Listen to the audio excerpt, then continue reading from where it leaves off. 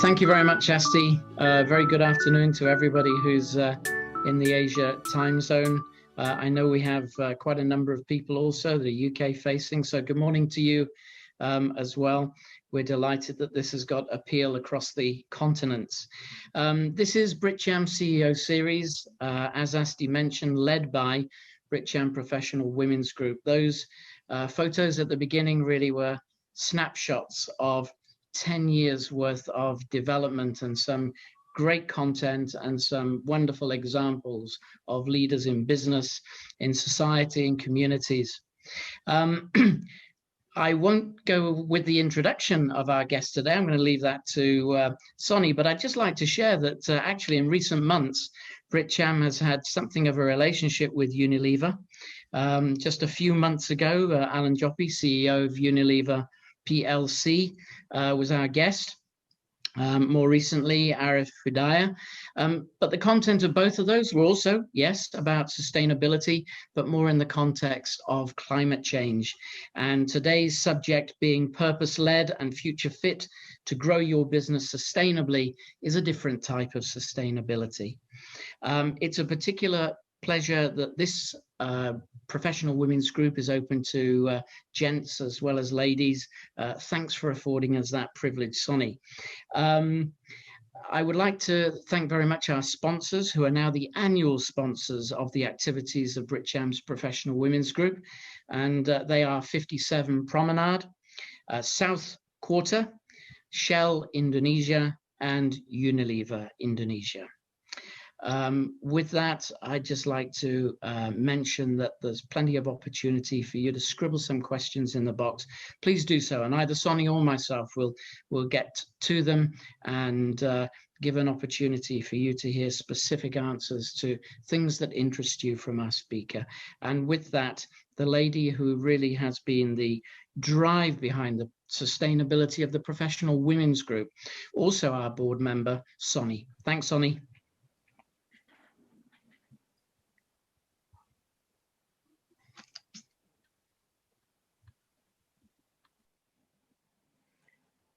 Thank you, Chris, and thank you everyone for joining us today. Now, I would like to, first of all, for those of you who are joining us for the first time, I would like to remind you that we've been, the Professional Women Group has been 10 years now, and we are really proud to be the BritCham is the only Chamber of Commerce which has a women's sector group for the last 10 years. And thank you to Chris Wren and the team that set up our group. And I'm really honored to have been part of this group for the last 10 years, and also to have met so many exciting speakers as we've had regular monthly events. And we hope to continue this year. You know, we have exciting lineup for the rest of the year and also for 2021. And we hope that we will be having offline events also sometime very soon, as we used to, high energy and very high powered events. And for today, we are really, really excited because, you know, as Chris mentioned, Unilever is one of our member companies, and Pa Arif is also on our board. And I was really excited when I saw on LinkedIn that Ibu Ira Noviarti is actually only the second woman CEO for Unilever in 87 years of history. And I said, wow, we've got to have her as one of our speakers. And luckily, as you all see today, we have her as our VIP guest speaker. So without further ado, let me introduce Ibu Ira. She is currently President Director of one of the top FMCG players in Indonesia and worldwide, Unilever Indonesia. And Ibu Ira is a marketer, a leader, a lifetime learner, and a proud mother of two. Her experience with Unilever encompasses various categories and regions, including her time as the former Managing Director of Unilever Food Solutions Southeast Asia, when, together with her team, she successfully recorded best performance globally for 3 years in a row. She started her career with Unilever more than 2 decades ago. She didn't realize that she would stay this long. And today she's actually holding the title of CEO, President Director.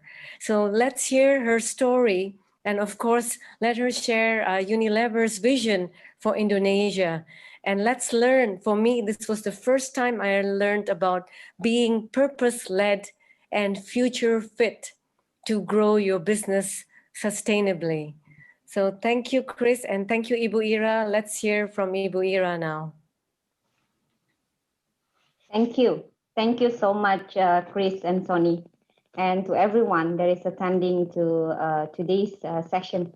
It's really a privilege to be here with all of you.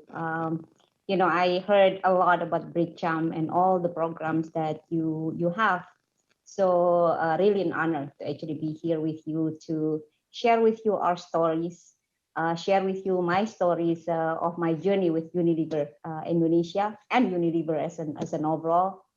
And also probably will be keen to share what did we experience when we entered the pandemic last year, how the company is trying to navigate, pivot, change in the middle of the crisis, and unfortunately the crisis still continue until now. I will, if you may, I will share within the next 15-20 minutes my presentations, and then after that we'll probably have a question and answer. I try to answer all the two questions, and yeah, we'll be happy to share this with you. So yeah, before I talk about Unilever, it will be good to just share with you my journey. I know that probably there in the questions, but before I get into the how's the business is actually doing during the pandemic and difficult situations, will be good to just share with you my leadership journey. As what Chris and Sony has said, it's quite a decade. It's almost like 25 years since I joined Unilever Indonesia back in 1995. And I was graduated from the finance. I'm actually an accountant, finance background, who end up being accepted by Unilever as a marketer. So quite the beginning of the journey is quite a big change for me from the accountant to be the marketer, because you know. But I think what's interesting is that Unilever has its unique way of identifying the talent, and that's what I like about the company. I've been in marketing most of the time. Within the 25 years of my career, I think 2/3 are actually spent in marketing.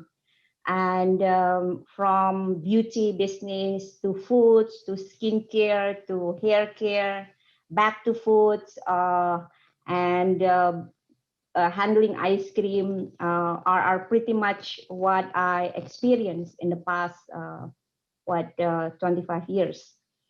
And but I realized, you know, when you see the marketing, when you do the marketing, you try to understand the inside of the consumers, try to translate that inside of the consumers into product innovation, try to land that product innovation with impact to the larger consumers in Indonesia, or sometimes actually outside Indonesia. It's very much linked to the business, right? Because I think the marketing are really at the heart of the business. But that's what makes me interested to know what's the larger part of the business itself, and that's the reason why after being quite sometimes in marketing, I'm interested to understand about the business end to end. And fortunately, I was given an opportunity by the company back in 2010, director for ice cream business and also consumer and media at the time.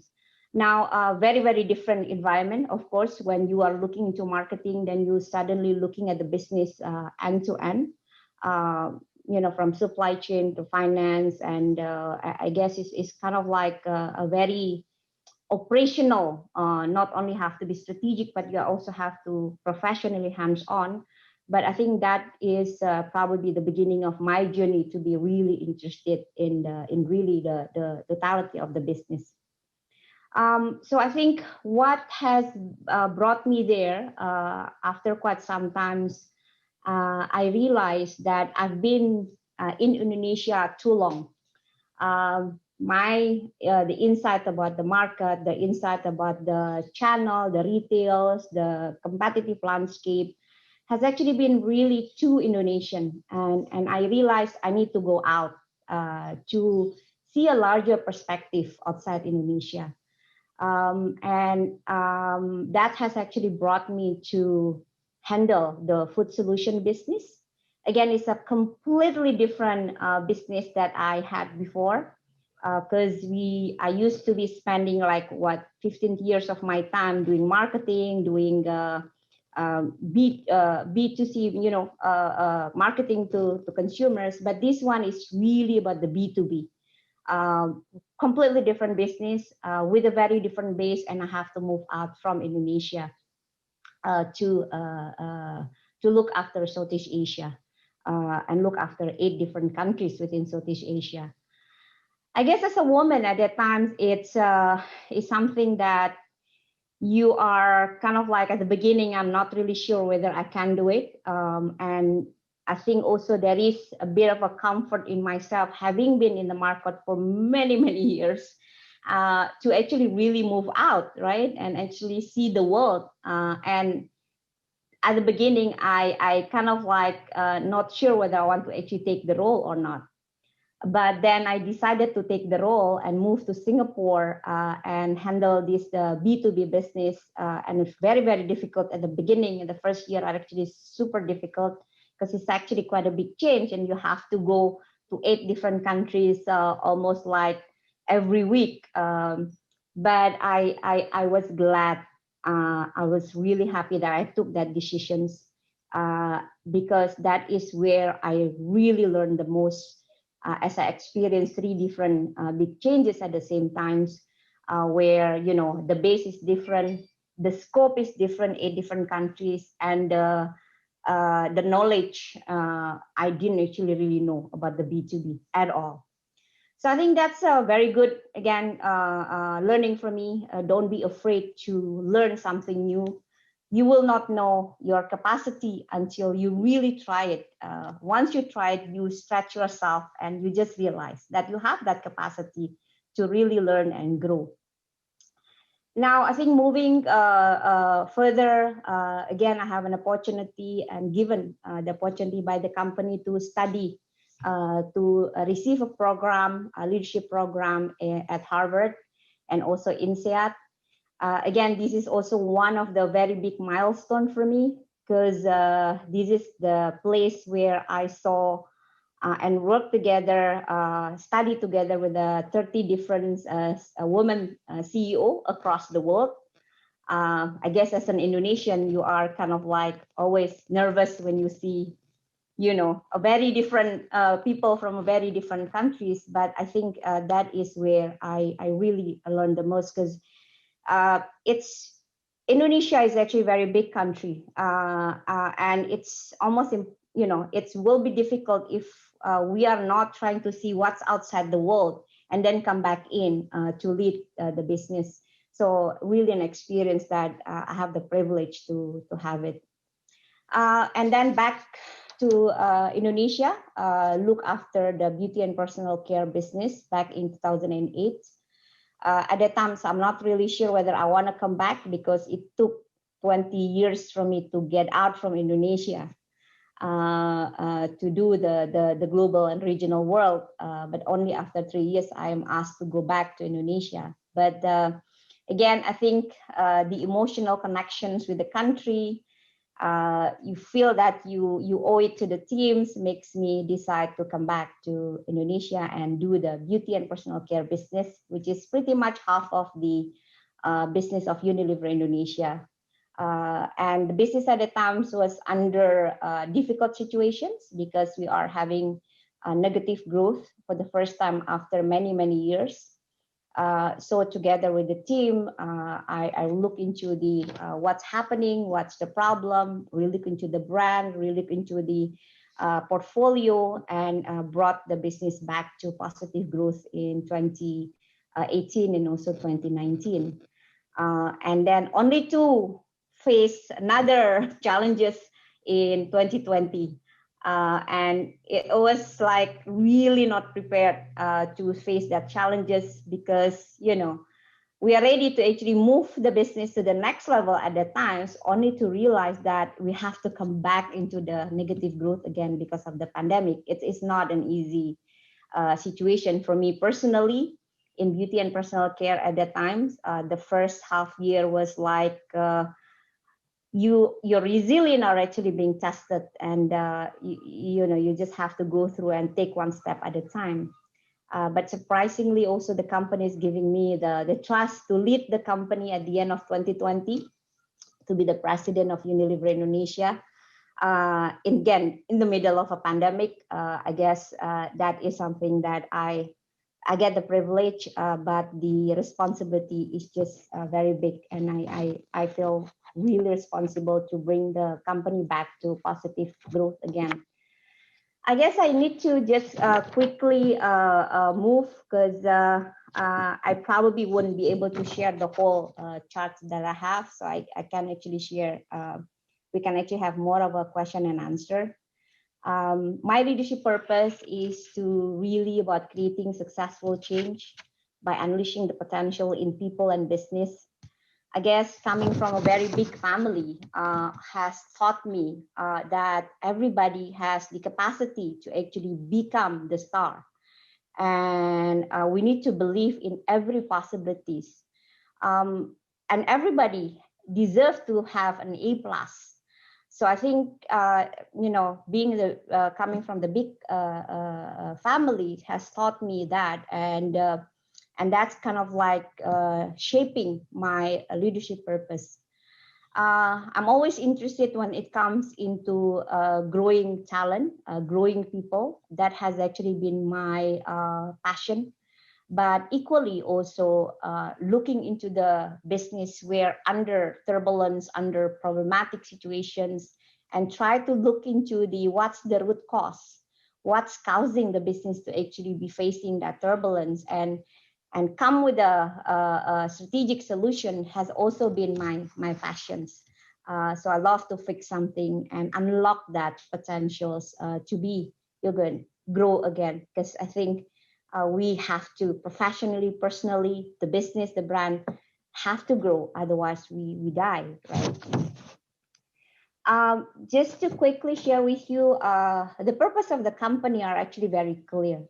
At Unilever, our vision is to be the global leader in sustainable business. And we will demonstrate how our purpose-led and future-fit business model will drive superior performance consistently.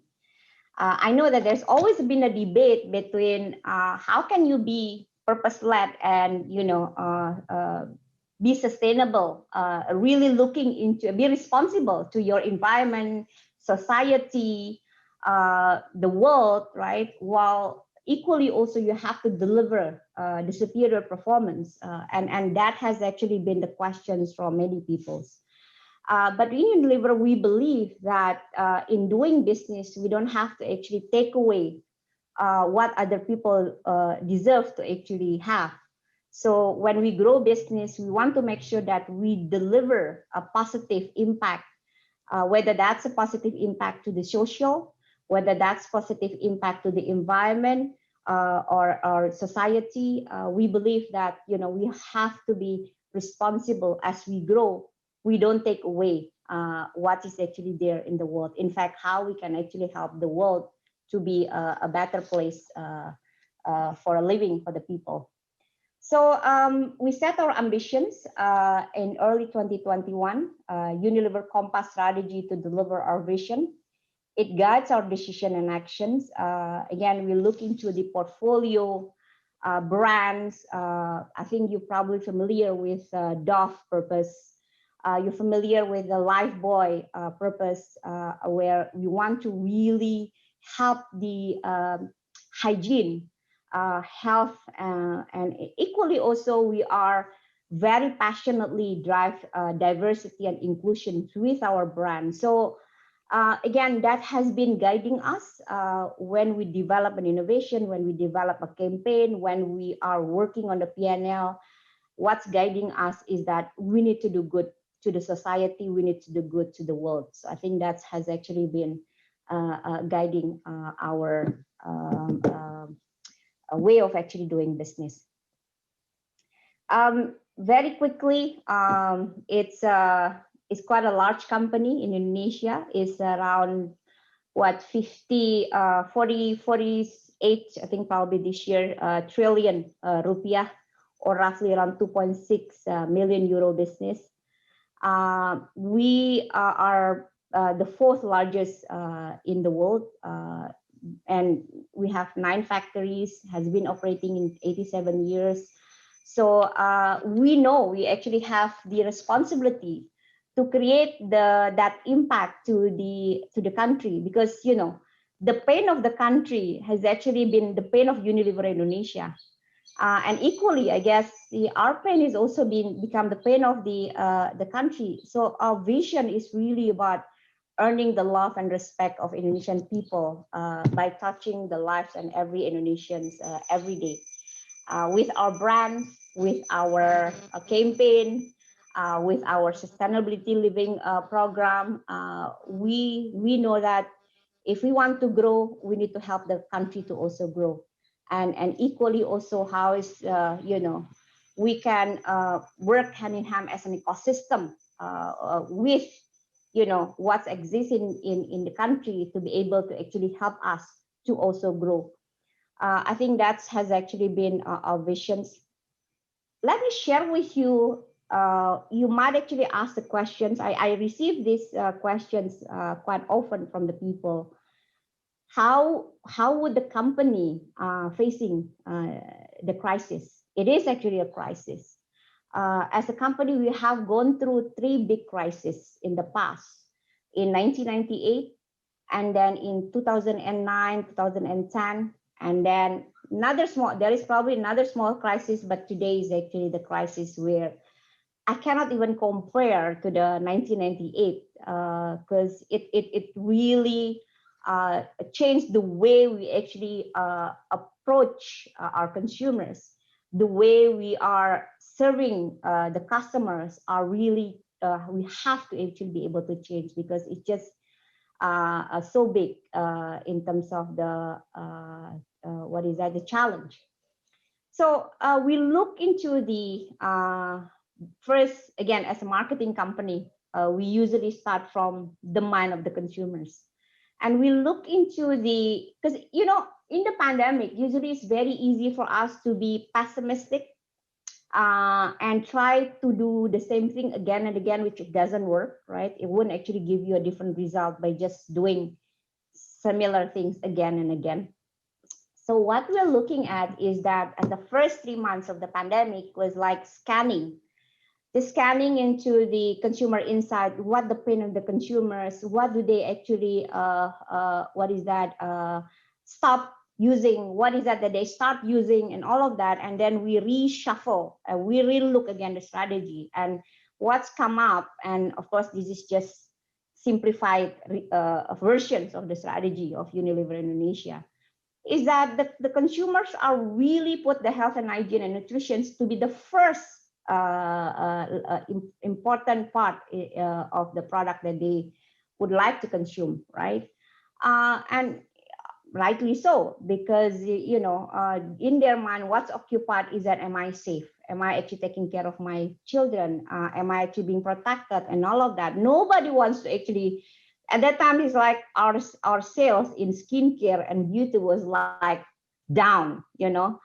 Nobody wants to actually wear lipstick, I guess, because you're wearing masks, and then you're at home. Basically, you're not going to the outside. It's probably only when I meet Chris and Sony here, I'm putting on my lipstick.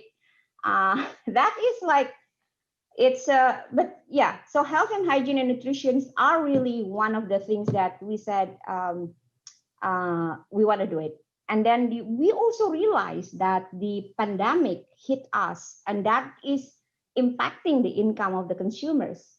the spending are actually, basically people are actually losing income, and they don't have much money. And that's why we are trying to relook again into the price and pack that we have to be, what is that, still fulfilling the consumer demand, although their money is actually limited.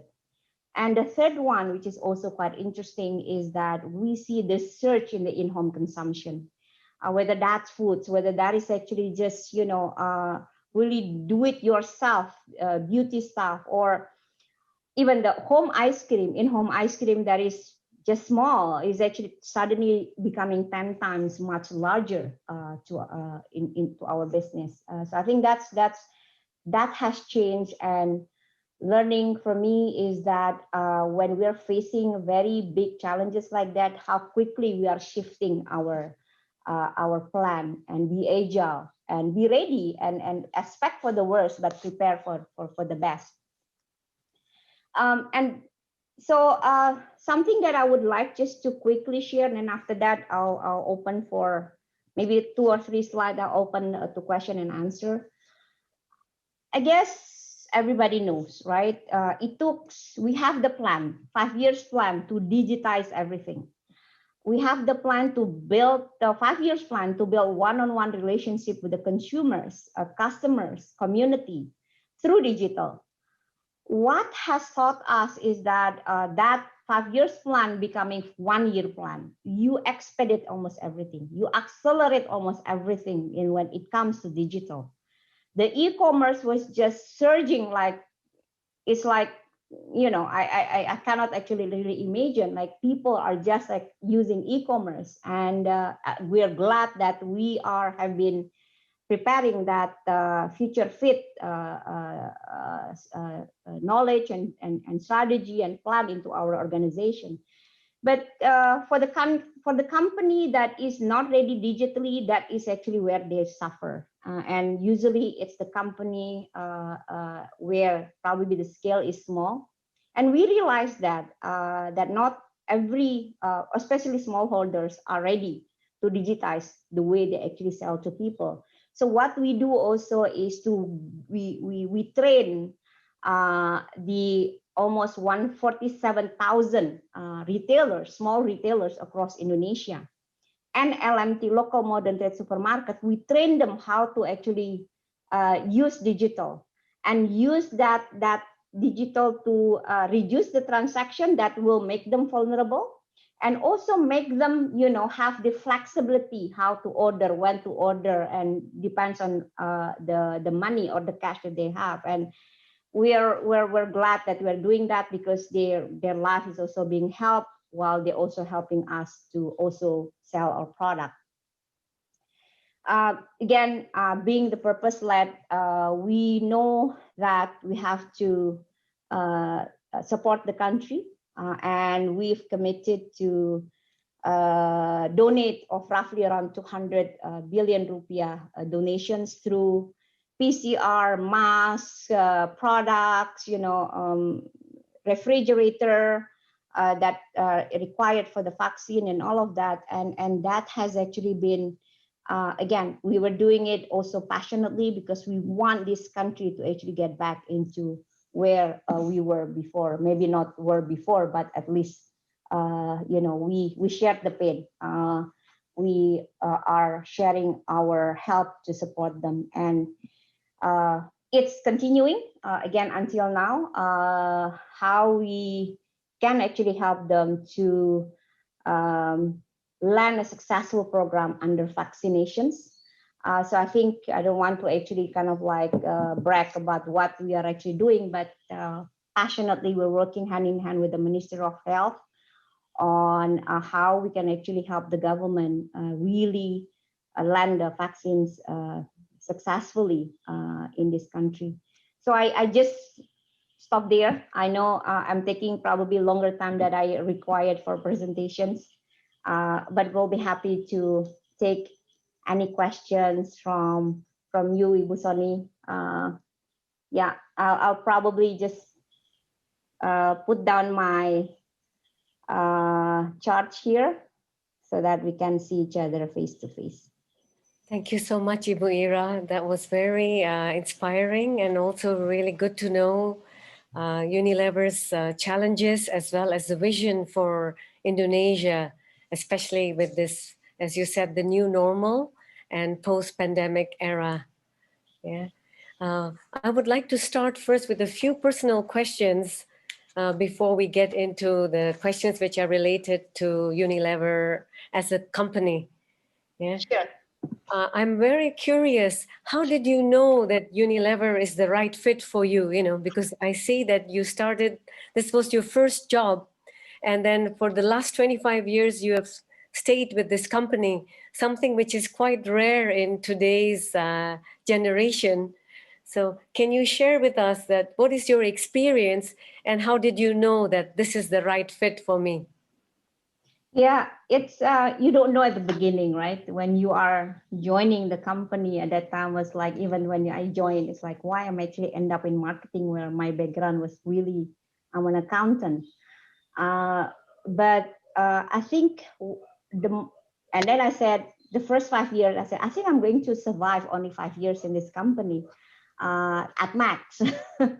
But then you realize that there is actually one value that the same value that you share together, which is we mean me and Unilever, we both believe in the growth of the people. Unilever believe that, to grow the business, you have to grow the people. And I also have that values and I have that belief that in order for me to lead my business, I have to be able to also lead my people, right? So I think that is that shared value has kept me going and also fall in love with the company. But I guess equally also you see, I think often we are asking the company what the company wants to give us, right? But often we don't actually offer to the company what can we actually deliver, or because at the end of the day it's like marriage, right? When you married, you have to take all the good part of it, all the good part of your partner, all the bad part of the partner, all the painful part, and your exciting part. It's like that's what marriage is all about. But so I think you have that is actually my starting point. I'll take the bad part and the good part, but as long as your values with your partner, like your husband, or in this case with Unilever, are not like in contrary, right? Then you actually want to say, okay, I can make it happen because we share the same purpose, we share the same values, and that's what has been keeping me in the company. And I think equally also because through times we and I also understand more about what I want, and I explain to the company what I want, and equally also the company shared with me what they want. I think that is been, has been keeping both of us in the same marriage for 25 years. Thank you. And I see that, you have chosen love and respect, which are two very basic but very important values for any relationship. So that is really, truly amazing. Yes. Okay. Can you also share with us who has been the biggest influence in your life? Why and how has this person impacted you in the choices you have made? If I can share, so again, I look at things also professionally and also personally, right? Professionally, I don't have one specific person that has been influencing me throughout my career. But I found that one thing that I really influenced me a lot in every stage of my career are my mentor. So and don't as I always say to my team, especially the young women, the professional who wants to actually really grow their career, have ambitions, don't underestimate the power of mentor, right? Because the mentor or the coach or whatever you call it, it is really a good source for you to connect, to reflect, to use him or her as a mirror, right? For you to again, you always have, usually you have reflections with yourself, right? When you have a reflection into yourself, what is limiting is that between you and yourself. But when you have a mentor, he would actually going to see these things more neutral, right? More, and his agenda is basically, or her agenda is basically, he wants you to grow, right? He has a very good intent that wants to. So having the mentor in every stage of my career has actually been what's shaping me today. And now, again, I ask this question also many times by the young talent, because I have a passion to really mentor young women and young professionals, majority women, but of course there is men. You don't wait for the mentor to come to you. You go to a person who inspire you the most and ask her, can you be my mentor, right? And usually we are, I'm not actually kind of like make it common comments, but what I did is that if I'm inspired with the person, and I know that, you know, chemistry wise, we also kind of like connect, I will come to her and say, can you be my mentor? And most of the cases, you basically will get yes as an answer, because who wants to actually be saying, no, I don't want to be your mentor, right? That's so I think that's have been shaping me and my leadership style and all of that.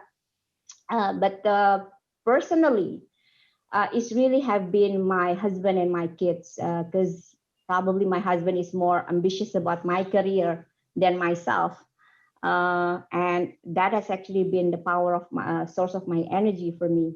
And my kids is my inspirations, because, you know, I would like them to also learn from me. And equally, I would like to also learn from them. So I think now, as they are actually really grown up, one of them are studying in UK. When I'm down, like, you know, when you are facing this pandemic, I said, I don't know whether I can actually do it. You know, this is just so much challenges, you know. He will actually give me some advice and said, you know, it's just take one step at a time. It's amazing on how your kids later is actually becoming your mentor. So yeah, that's what I can share about who inspired me. Thank you. Yes, and this actually brings it very nicely to my next question, which is that what, you know, you were saying and stressing on how important it is to have mentors and to be able to actually get real life experience and learn from people who are successful in what they do. What other advice would you give millennials or aspiring fresh graduates who are looking to work in FMCG such as Unilever? What are some of the skills which are necessary to understand the consumer trends these days? I think the young peoples now are really nervous. Yeah, I spoke with many young people who about to graduate, just graduate. They're all quite nervous and have a certain level of anxiety of whether I get the job. I think that's the basic part first, right? Do I get? Even my son, who's actually studying in UK, was like, oh, I'm going to graduate in the 6 month times, but I'm not really sure I will actually get the job, you know, in here in UK, or maybe in other part of the world, because it's the organization or the company are looking into, also they have to also save the people that is inside the company before they recruit from outside, right? And the unemployment is also at all times high here in Indonesia. Now it's reaching like what, almost 10% unemployment, and that is, I'm not sure until the end of the year that will come down. So, but it's easy to be nervous and have that anxiety amongst the young people, whether I got the job or not. But what I would like to share, tell them is that there are many industries that is thriving also during the pandemic.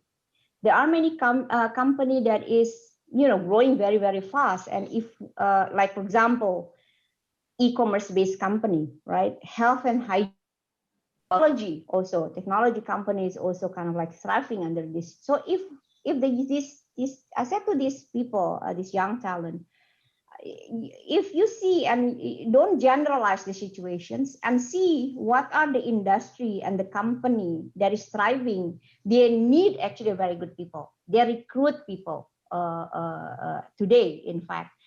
Even the supply chain, actually our supply chain talent is actually really hotspot now, because everybody wants to make sure that their supply chain are actually really intact during the pandemic. So that is one advice I give to them. The second is that skills that you need to have, whether you are working in finance, you are working in the retail, FMCG, or everywhere, you have to be digitally savvy. It's become the basic. It's become a staple food, right? You need to know digital, and also the key principle of technology, because this actually just becoming more and more and more and more important for tomorrow. In fact, if you have the skill of actually understanding about the digital commerce, that itself are being the key advantage for you. The second one that I will also share to these young people is that agility and resilience are required, right? I think being, maybe they are actually more agile than us. Usually, as an older people like me, was like changing the decisions in the middle of things are not easy. But again, agility, I learned agility and resilience will make them thrive in not only today but in the future, because we don't know how is the world is actually going to be, and we just need to pivot when we are seeing that the situation is not happening as what we plan it to be, and we need to be ready to pivot and be agile about that. Thank you. Yes, we have many questions on the Q&A, so I would like to invite Chris to please take over and share, ask Ibu Ira some questions. Thanks very much, Sony. Yeah, there are lots and lots of questions. We won't have time to get through them all. I'm going to bundle similar ones. From one of our board members, Ranjana Singh, a question relating to women on the board, and also Alistair has asked a question about the number of women in executive positions at Unilever. So if we can begin with that one, how many women, to the best of your knowledge, are there in executive positions within Unilever? And secondly, what value do you believe that women add to a board such as Unilever? Thank you.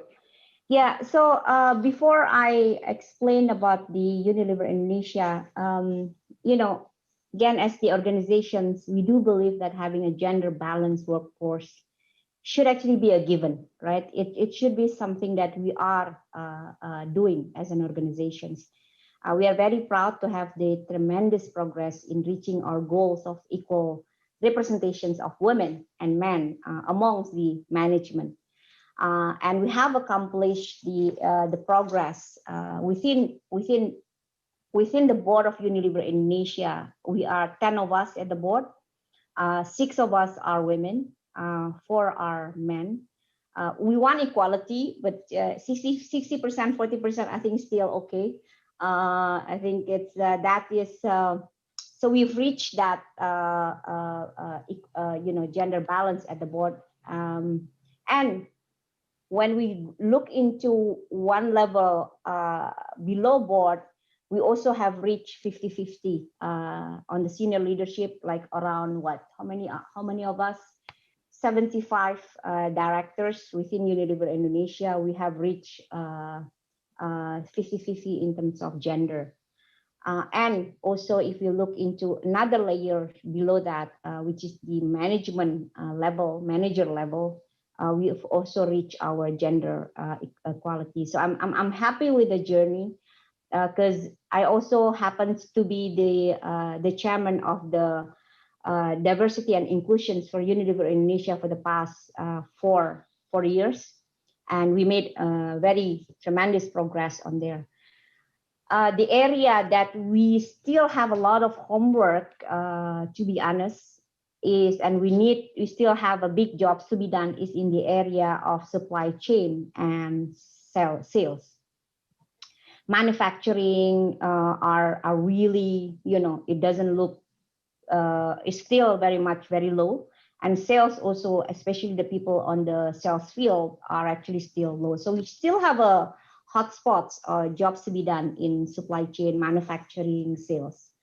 Now, what's the why we need that? So we believe that, I think, again, it's not about diversity, but also inclusions. We believe in the richness, diverse team, because, a more diverse team are, I believe, again, this is also coming from the beliefs of the leaders, will come with the much richer decisions, right? Because I think if we are actually only looking into one stereotype or kind of a thinking, that will lead only into one very dimensional decisions. Now, if I can describe probably my journey, again, when I lead Food Solutions a couple of years back, and that job are actually usually very hardcore job for guy. It's a very hardcore job because it's a very heavy job, right? You go to the market, it's a field job, require long hours and all of that. Now, I made that changes from 20% female, 80% male to become 50-50. And it just, it's just shown by the result on how that has actually really impacting positively to the result of what we are actually delivering. So the decision is becoming richer because, men and women are actually really different, right? They're wired also differently. The way actually thinking, I don't want to actually generalize, but it brings some unique difference to discussions and unique difference to decisions. And I don't want to be too much female also. I think that's not right. So again, that's the purpose of actually balance are there, so that we can come with a much rich, holistic point of view from a very diverse people. And not only about gender, but also background, nationality as well. Great to hear. So it's all about balance all the way around. An interesting question, Ira, come from somebody from Eisen, actually. I know you mentioned earlier that when it came to some of your people on the ground, you've helped them out digitally, digitizing their businesses, so it helps them with their ordering, their stock, their cash flow, that sort of thing. The question here is about whether specific help is given to local Indonesian micro and small entrepreneurs to help them be sustainable in their own business ventures. Mm-hmm. Yeah. So I think if you look into because I think the small entrepreneur are quite big, right, Chris, in Indonesia, millions of, and in a very different industry. So what we are actually focusing on for Unilever Indonesia is that the part that is part of our ecosystem, which is the small retailers. These small retailers, it's like almost 5.5 million probably all over Indonesia. But we decide to actually, because of the capacity that we're actually able to do, we decide to engage with the almost 150,000 small retailers. So we're looking into not only about equipping them about the basic principle of the digital, but equally also help during that pandemic. I remember we made that decision in August last year, is to provide them the financial support, because their cash is limited, right? Yeah. But you don't actually give them financial support just giving it to them, but they said that for every purchase that you make, for every sales that you make for the next 3 months, you can actually use that profit back for you. So it's you use that again to become your to be your apa sih namanya modal to again buy again other stuff. So I think, but we know there are still 350,000 small retailers out there, even the small entrepreneur. And Unilever alone cannot actually do that, right? So I think it's an invitation. Always we actually we're not tired of actually inviting more of the companies to really, because it's nothing in terms of it doesn't require so much budget. It requires knowledge, skills, persistent, patience. We need to reach this rest of 350 million small retailers to be able to use digital, to become more digital savvy, at least the basic part of it. So I think our I think my commitment is also to collaborate more and more with more companies, like Astra or Danone, so that the impact that we can land can actually be bigger. The scale can be bigger. And this really feeds into your assertion earlier that if you can do things, whether it's as Unilever or in collaboration, and Indonesia grows, then there is the sustainable growth for your business as well. Absolutely. Yeah, we get that. It's going to be difficult to pick off these questions. There are so many, and there's some really, really good ones, but I think the team can share them with your team, and there might be an opportunity to answer offline. One question come in from a viewer that actually is the head of BritCham's Human Capital and Education member focus group, Dr. Paul Aitken. His personal area of interest is very much around agility and leadership. And he asks, how do leaders create a culture of agility which enables employees to innovate sustainably? I guess he's referring to, we often see a great initiative coming out of an employee, but rarely a great one followed by another one, followed by another one, followed by another one. So this sustainable innovation. I think that's a very, very good question. It's not easy to answer that question, right? So again, if I reflect to what we're actually doing in Unilever, we are now moving from a fixed allocated talent, positioning talent in the fixed allocated jobs to become agile. So we are now in the journey, still learning. We are now actually in the journey to actually go into the agile ways of working. Because usually, just to describe with you, we have just an illustration. We have one senior brand manager, let's say senior brand manager for Pepsodent. And that person is just doing Pepsodent day in, day out, for the 3 years, right? And looking at the marketing and all of that. And so we found that is for the future is not sustainable. For the future, we are actually looking on how can he actually be part also of the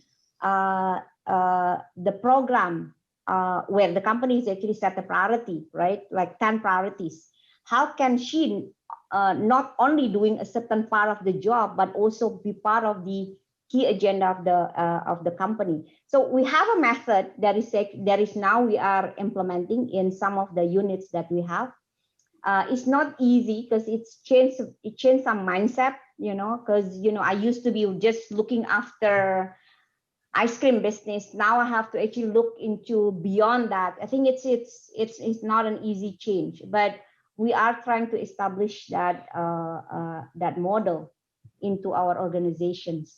So still very much pilot, but I believe that these agile ways of working in the future is becoming more and more required for the large organization or even small organizations. So I think that's now there is caveat though, to be able to make this agile ways of working work. You need to come with a very full empowerment.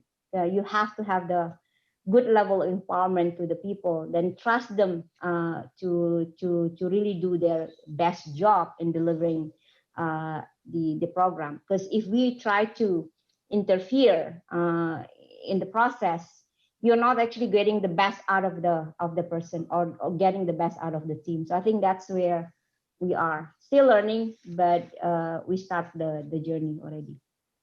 Thank you very much. I suspected it was a deep and meaningful response needed, and but perhaps at some stage, Dr. Paul and yourself can get together and talk at greater leisure. Just one final question, I think for now, and you referred a fair bit to the pandemic and ways in which Unilever has lent support and been a responsible corporate citizen. You referred to this being the third major crisis, if you like, 1998, 2007, 2008. Yeah. 2007, 2008, and then, of course, now. So could I just conclude by asking, what do you think will be the lasting positive impacts of the pandemic? The lasting positive impact of the pandemic. Yeah. Couple of things are there. First is that I think the pandemic has teach us to actually be more resilient, right? So I think from that perspective, it's no questions about it. We are actually as a country also, not only a country, as the world also, we are actually more resilient because we never know this coming, but it's just that the capacity of the human being to adopt are actually quite amazing. We know, I think I'm going to talk about from the industry perspective, anything is actually going to be digital. Everything is actually going to be digital. So not actually be participating and not actually be ahead of the game in digital will make us actually behind. I'm not talking about the company only, but also individually, right? It's the space where usually the people at my age, or you're still young, Chris and Bu Sony, are a bit reluctant to, not reluctant, you're nervous, right? But you have to actually be able to adapt yourself because everything is actually going to be digital, and e-commerce will actually be there to stay. And we're just actually going to see how these surging and accelerations of digital commerce are going to be there for the next 2, 3, 4, or 5 years. And I think us as an organization needs to equip ourselves with the technology and digital to be able to, again, win the game and survive with this game, because we don't know. I hope there's no other pandemics coming in. I think I know that I probably just come up with the two things that on top of my mind. I'm sure there is actually couples more, but that's what has been teach us. Well, from me, thank you very, very much. It's been a pleasure to share this platform with you. I'd just like to apologize for those people who put questions in. We're already into overtime, but we'll do our best to find a way of navigating those questions over to Ira or her team. And I'd like to hand over to Sony to give this wonderful webinar a wrap. Thank you, Chris. Thank you again, Chris, and thank you so much, Ibu Ira, for that really enlightening session and for your sharing and your insights. And for me, really, since we created this invitation, the two questions I ask myself every morning now is that, am I being purpose-led, and am I being future fit, even for my own personal self? And I think this is something that we can all strive to, ask each and every one of us for ourselves as our vision, especially with this pandemic, because I think those of us who are not clear about our purpose and are not being fit for the future, we will really be in trouble when this pandemic is over.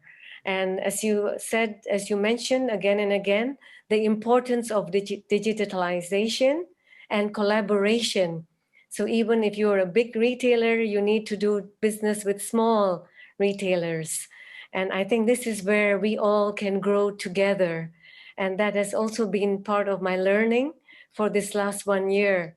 So thank you so much again. And we really are honored to have had you with us today.